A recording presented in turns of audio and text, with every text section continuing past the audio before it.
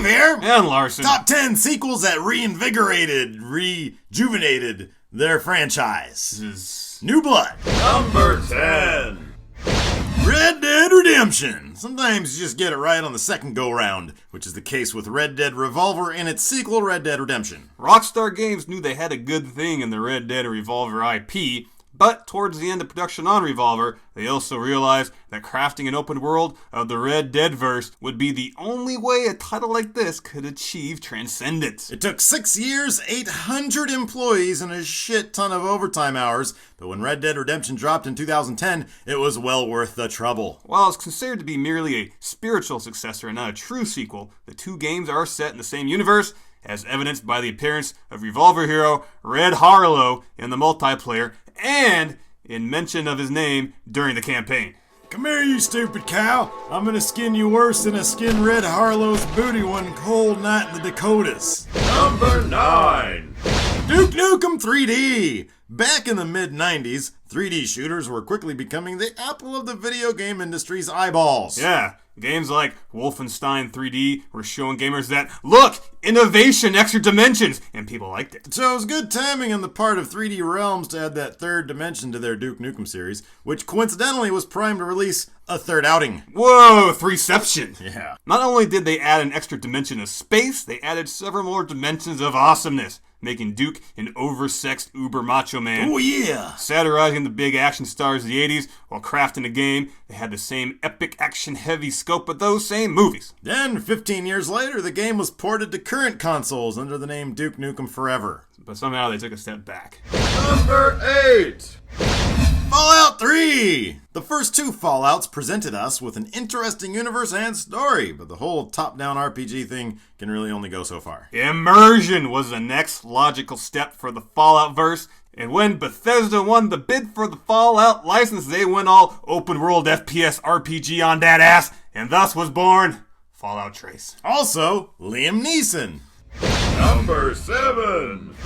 Call of Duty 4 Modern Warfare. Up through COD 3, the popular titles had been firmly entrenched in WW2. When Infinity Ward was tasked with developing the fourth iteration, they opted to bring the series into the super near future, and in doing so, they launched the COD series into the gaming stratosphere. And beyond, they also rebooted the multiplayer function, which also has seemed to catch on with a small cult following of like billions of people worldwide, most of whom are teenagers with a tenuous grasp on the English language, evidently like me. Number 6. The Legend of Zelda, the Ocarina of Time. This is the Zelda game that brought Link and company into the realm of the third dimension. It also lets gamers play a flute, which is, something we all want to do since never. It's alright, we're just not Zelda people. Moving on. I like the first one. Okay. Number 5. World of Warcraft! Who'd have thunk? All you have to do to become a billion-dollar franchise is turn your fantasy RPG RTS thing into a fantasy MMORPG. It's just that easy. Warcraft! Number 4. Street Fighter 2! So even though the first Street Fighter game was critically and financially meh, Capcom was fighter game happy due to the success of Final Fight. So work began on making Street Fighter Part 2 more, but better, with slicker, more dynamic character animations and livelier settings. They also stumbled upon the combo feature, the result of a technical bug they simply took advantage of. Subsequently, the game racked up $1.5 billion and spawned a mega empire. And it also popularized the phrase, Sonic Boo, get over here! Scorpion was not in Street Fighter 2. Yeah, shall you get over here? Number 3. Metal Gear Solid! Metal Gear Solid! The original Metal Gear games were fairly popular overhead action titles, defining the stealth genre while crafting an immersive storyline. Yeah, and after a few sequels, designer Hideo Kojima decided to take advantage of the faster processor speeds of the day by bringing the stealth actioners into the 3D realm on the OG PlayStation. Metal Gear Solid dropped and was considered nothing less than a revolution in the stealth genre, and drop-kicked the franchise into the next level of next levelness. Which is what? Super awesomeness? I think it's... Number 2.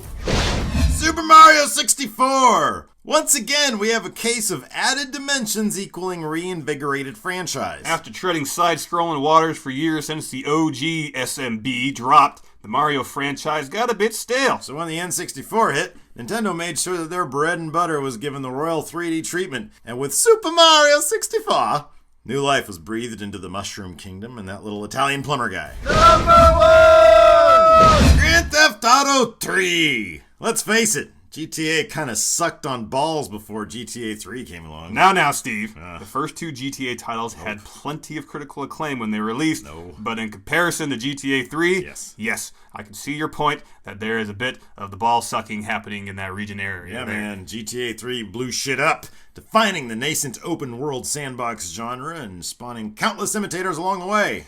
The term is like GTA meets blank became commonplace in video game pitch meetings across the land, and the hugely anticipated GTA 5 looks to be the biggest release of the decade when it drops, probably in 2013, but hopefully in 2012. The decade will only be like 2-3 years old by then, though, So GTA 6 might be the biggest release of the decade when it hits in 2019, hopefully, is what you're saying. obviously is what I'm saying. Awesome. And if you want to let us know what franchise could use a reinventing sequel to give it new blood and reinvigorate it, let us know on our Facebooks at facebook.com/Steve and Larson. Or at our Twitters at twitter.com/Steve and Larson. I personally would like to see a redefining sequel to JFK Reloaded. Interesting. That needs to be the new thing, the new blood. Huge at E3. This year, JFK Reloaded. Yeah, that's an exclusive, isn't it? JFK Reloaded. Yeah.